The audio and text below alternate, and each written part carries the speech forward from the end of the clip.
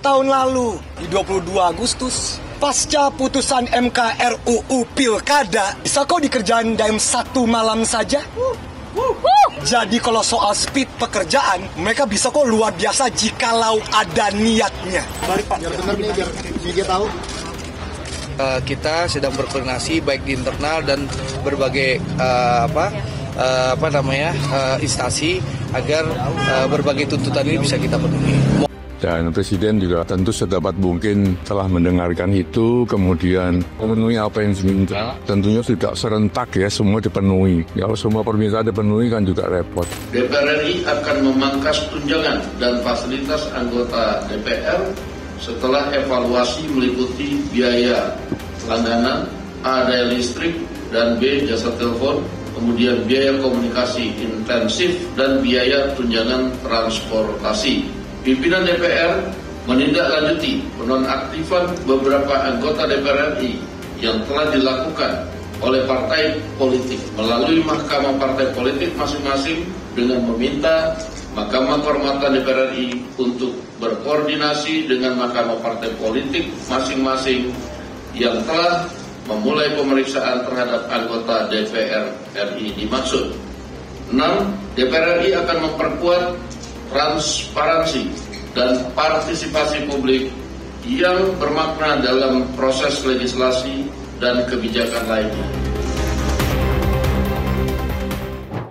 Beberapa hari terakhir ini ramai di media sosial mengenai kampanye 17+8 tuntutan rakyat dengan warna pink dan hijaunya pada aksi ini.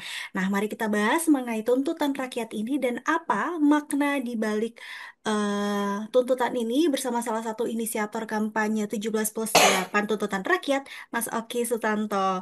Mas Oki, bagaimana Selamat kabarnya? pagi. Baik Baik, ya, terima pagi. kasih sudah diundang. Oke, kita langsung saja ya Mas, kita akan membahas mengenai makna 17+8 tuntutan rakyat ini. Boleh nggak sih Mas diceritakan awal mula terciptanya kampanye 17+8 ini dan dari mana asal dipilih angka 17 dan 8 ini? Mungkin ada sejumlah masyarakat ya, orang awam yang masih belum tahu dan belum paham mengenai tuntutan ini. Boleh Mas, silahkan dijelaskan. Oke, siap. Terima kasih Mbak Sinta.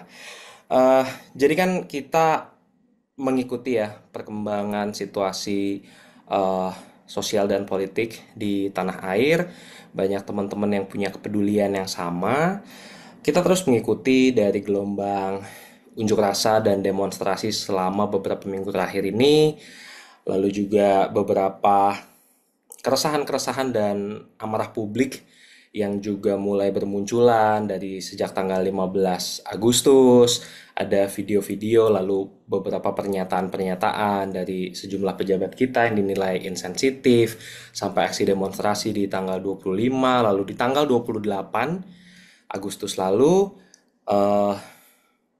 satu nyawa melayang, yaitu Mas Afan Kurniawan di hari Kamis malam tanggal 28 Agustus, itu yang menjadi bukan lagi trigger ya sebenarnya, tapi katalisator dari kemarahan publik jadi lebih tereskalasi, aksi-aksinya jadi jauh lebih memanas situasinya di mana-mana sejak tanggal 28 tersebut. Nah, beberapa hari kemudian, hari-hari setelahnya situasi masih memanas dan banyak sekali kelompok-kelompok sipil, kelompok-kelompok masyarakat, bahkan individu-individu baik di ruang-ruang digital maupun di jalanan gitu ya, yang mulai menyuarakan penyataan sikapnya, tuntutannya, manifestonya, dan lain sebagainya. Intinya masing-masing bersuara.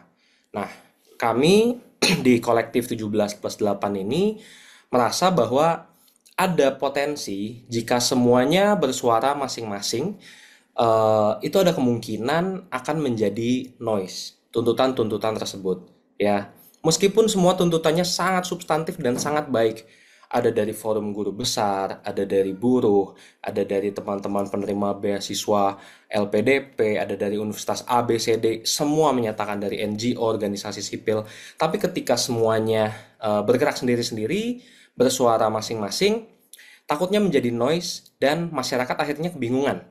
Masyarakatnya bingung, ini tuntutannya sebenarnya yang mana nih, yang harus saya dengar, yang harus saya baca. Media juga nanti bingung mana yang harus dibantu diamplifikasi, mana yang harus diberikan panggung, mana yang harus disorot. Dan pejabat dan pemerintahnya pun juga bingung. Ini mana nih? Tuntutannya ada banyak sekali ya, masing-masing. Sehingga kami merasa ada perlu ada yang dilakukan dari sisi komunikasi publik khususnya untuk menyatukan, merangkum, mengkristalisasi aspirasi-aspirasi, tuntutan, pernyataan sikap dari masyarakat sipil yang begitu banyak.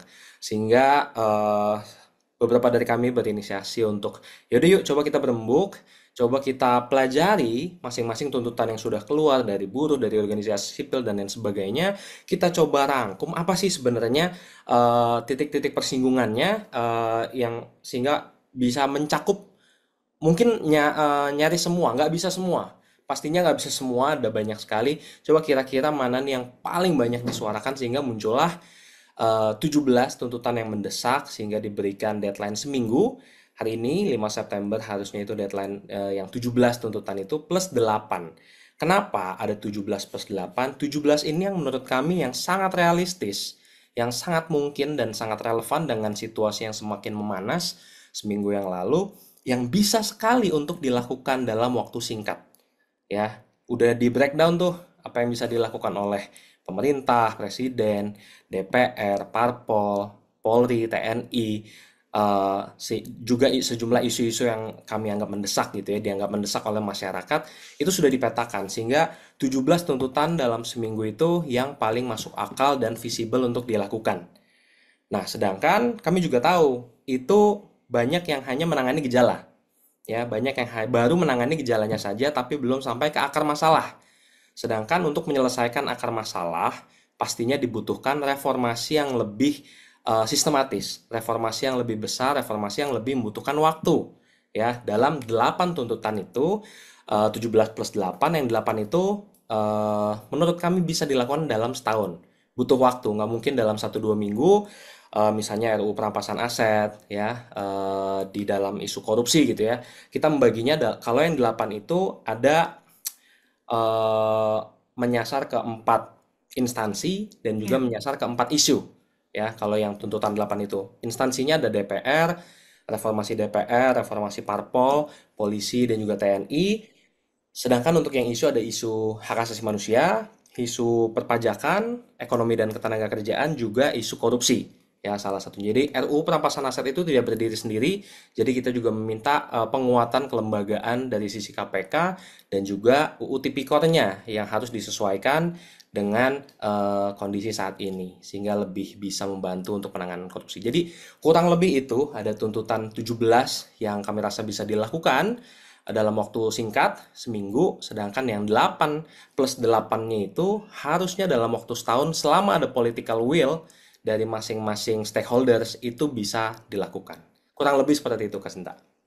Oke, kalau untuk pemilihan warna pink dan hijaunya ini seperti apa, Mas? Ini sebenarnya organik aja sih sebenarnya kalau dari sisi warna, lagi-lagi dari sisi kampanye, kampanye komunikasi publik gitu ya, memang lebih baik ada yang menjadi benang merah, ada QQ visual gitu ya yang mungkin bisa menyatukan ini dan pada akhirnya ada beberapa warna yang muncul secara organik gitu ya dari masyarakat yang dianggap bisa mewakili dan kami nggak merujuk ke 1-2 individu tertentu ya dari sisi warna ini, tapi ini warna-warna yang menurut kami cukup universal, warna-warna yang cukup keibuan khususnya warna brave pink ini, lalu juga keibuan bisa dalam maknanya ibu pertiwi dan juga sisi semangat feminin yang kami rasa juga sangat dibutuhkan hari-hari ini di tengah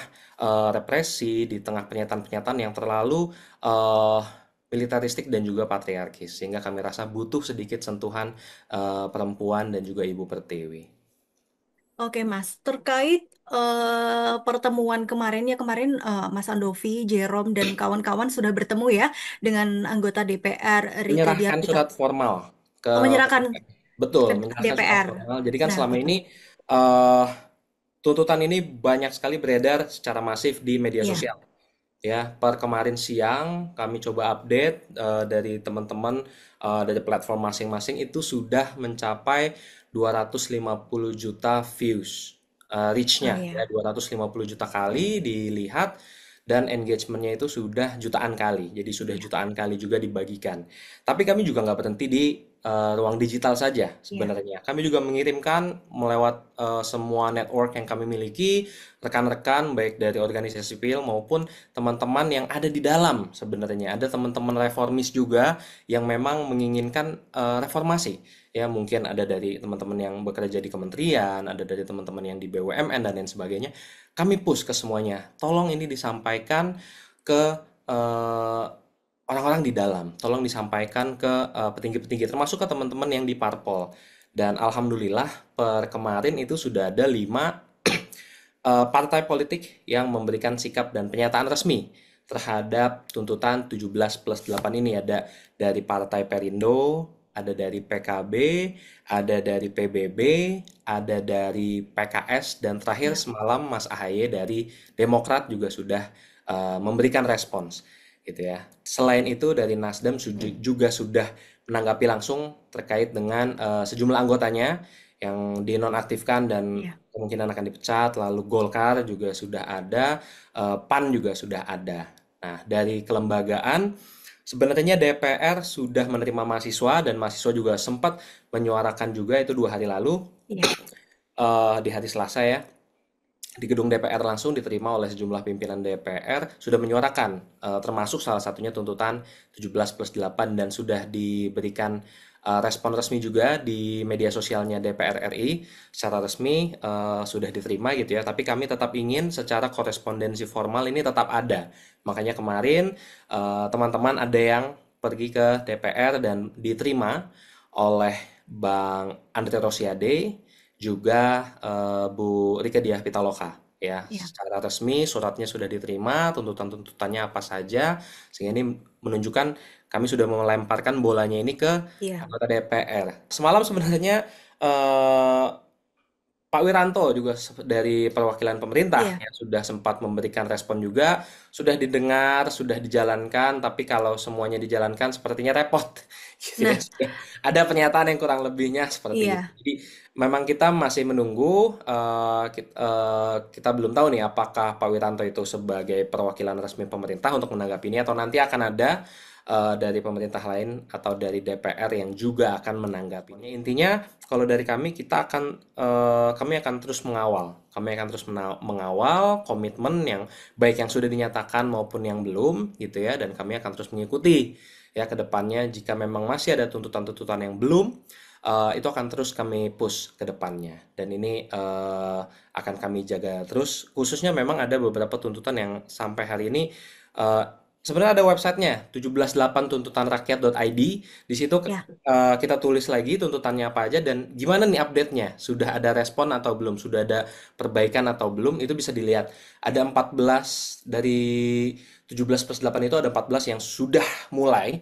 Ada 4 yang ngalah mundur ya. Jadi bukannya makin baik malah makin buruk, dan ada sekitar 7 yang belum digubris gitu. Jadi kita masih menantikan itu, wait and see lah ya. Dan kita lihat kalau memang ini tidak bisa terpenuhi, ya berarti memang political will-nya kurang gitu ya. Berarti memang tidak ada keseriusan untuk betul-betul menangani ini dan mencegah supaya tragedi-tragedi yang sudah terjadi, sudah lebih dari 10 nyawa hilang karena aksi demonstrasi selama seminggu belakangan ini, dan kami harap itu kan tidak terjadi lagi. Kami juga sama-sama tidak ingin terjadi hal-hal seperti itu. Cuma kita menunggu political will dari pemerintah, DPR, parpol, dan lain sebagainya. Khususnya dari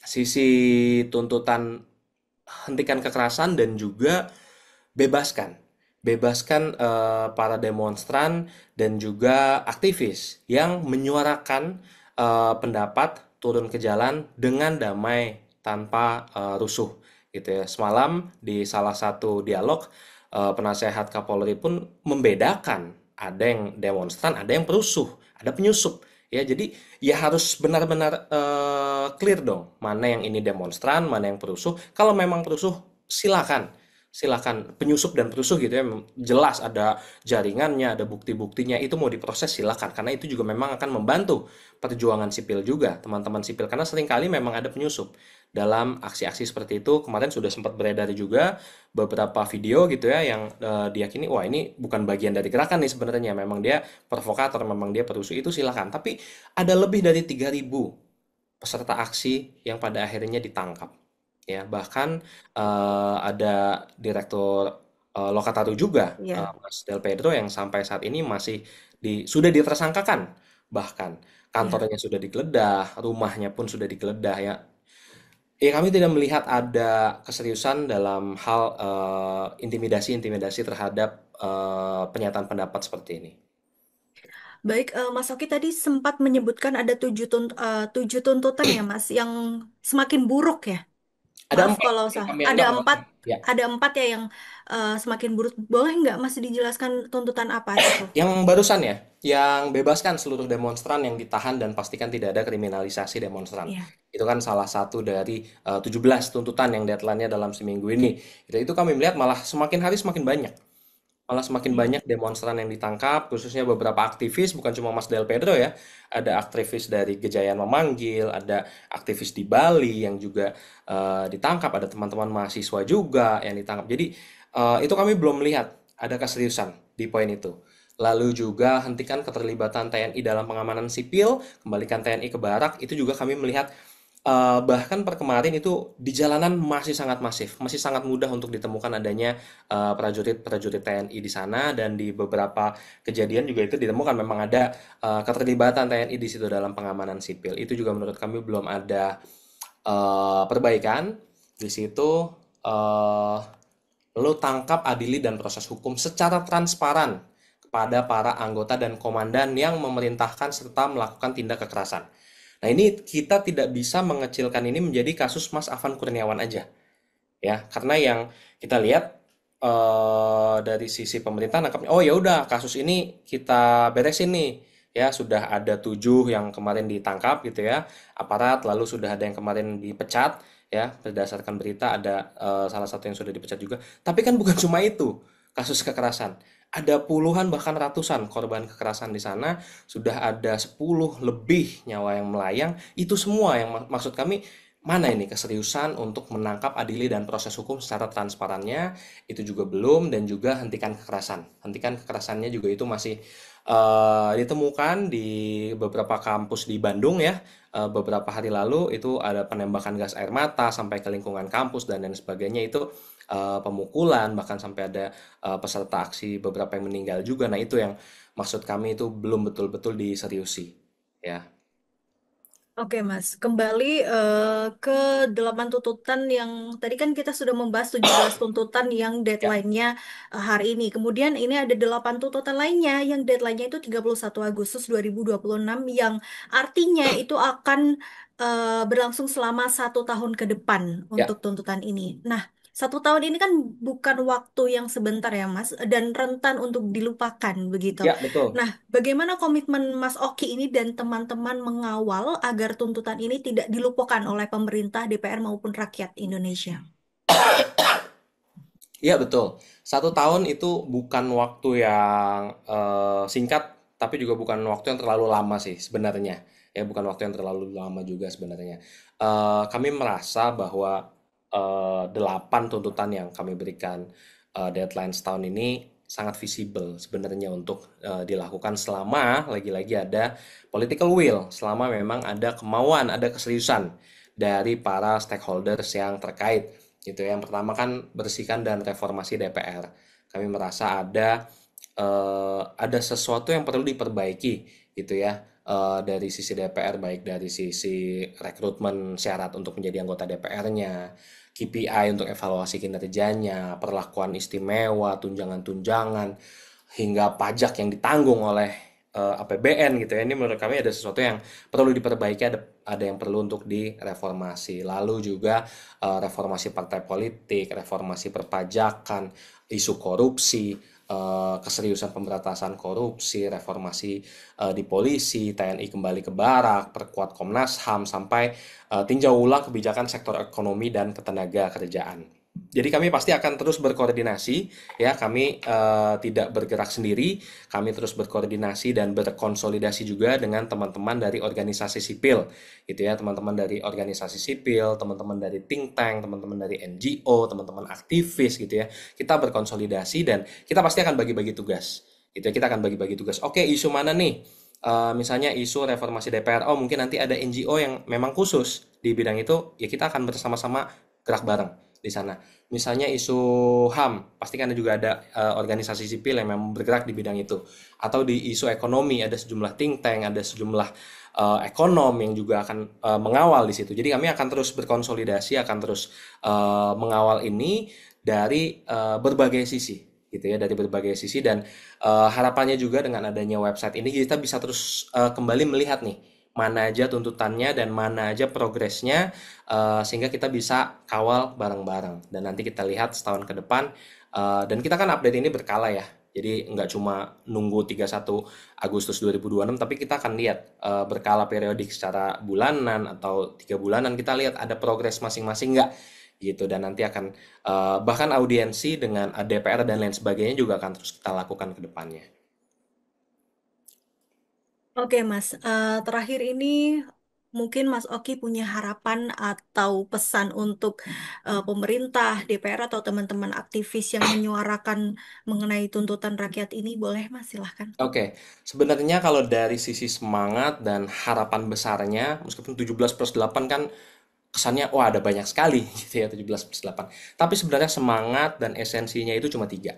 Yang pertama dari sisi transparansi, ya, dari sisi transparansi, entah itu transparansi proses, transparansi anggaran, dan lain sebagainya. Jadi transparansi. Jangan ada yang ditutupi, terbukalah ke publik, ke masyarakat. Yang kedua adalah reformasi, ya, reformasi institusi kelembagaan, sehingga memperbaiki ini bukan cuma kasus per kasus, terjadi ini diperbaiki, terjadi ini diperbaiki, tapi dilihat akar masalahnya apa dan akar masalahnya itu yang diperbaiki. Kenapa sih kemarin banyak sekali tiba-tiba anggota DPR yang pada akhirnya mengeluarkan pernyataan-pernyataan yang insensitif? Kan itu bukan cuma karena anggotanya, tapi jangan-jangan ada proses rekrutmennya, ada proses kaderisasinya, ada proses evaluasi kinerjanya itu yang belum berjalan. Itulah yang kita sasar. Gitu. Jadi pertama transparansi, kedua reformasi, yang ketiga adalah empati. Ya, jadi empati ini menjadi harapan kita bahwa eh, pejabat dan pemerintahnya ini memiliki empati, yang memiliki empati kepada masyarakatnya, memahami apa yang menjadi penderitaan rakyat, jangan berjarak dan berada di menara gading yang terlalu jauh, gitu ya. Ketika kalau ya misalnya aksi-aksi unjuk rasa, aksi demonstrasi, aksi penyampaian pendapat ini direspon dengan baik sejak awal, ya, diterima oleh pejabat-pejabat, oleh pimpinan-pimpinan untuk mendengarkan, untuk berdialog, saya rasa tidak perlu ada tragedi-tragedi yang terjadi, gitu ya, tidak perlu eskalasi-eskalasi yang sebesar itu. Tapi kan selama ini yang dirasakan oleh masyarakat, kita seperti ngomong sama tembok, ya. Betul. Kita berunjuk rasa, kita bikin pernyataan pendapat, apa nggak ada yang digubris sama sekali. Barulah setelah ini memuncak kemarahannya, setelah ada peristiwa buruk, tragedi yang terjadi, barulah itu membuka pintu untuk berdialog dan lain sebagainya. Jadi maksud kita, berempatilah ke masyarakat. Ya, jangan ketika masyarakatnya lagi kesulitan, harga beras naik, ya, lalu banyak PHK terjadi, masih ada isu upah, penghasilan, ekonomi dan lain sebagainya. Ini pejabatnya kok justru malah ngasih penghargaan satu sama lain, joget-joget, menunjukkan kekayaan dan lain sebagainya. Jadi kita merasa ada disconnect yang sangat besar.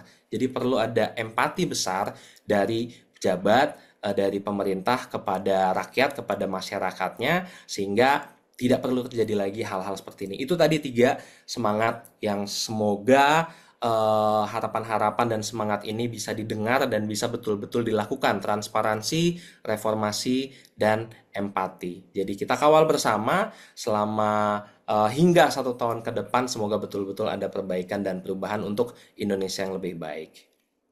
Oke, kita kawal terus ya Mas untuk kampanye 17+8 tuntutan rakyat ini. Semoga nanti dari pemerintah, dari DPR, ataupun dari instansi pemerintahan ini akan ada respon positif ya untuk nantinya untuk rakyat Indonesia. Baik Amin. Mas, terima kasih banyak atas waktunya Mas Oki. Semangat terus untuk Terima menyuarakan kasih. suara rakyat. Terima kasih teman-teman Terima media. kasih.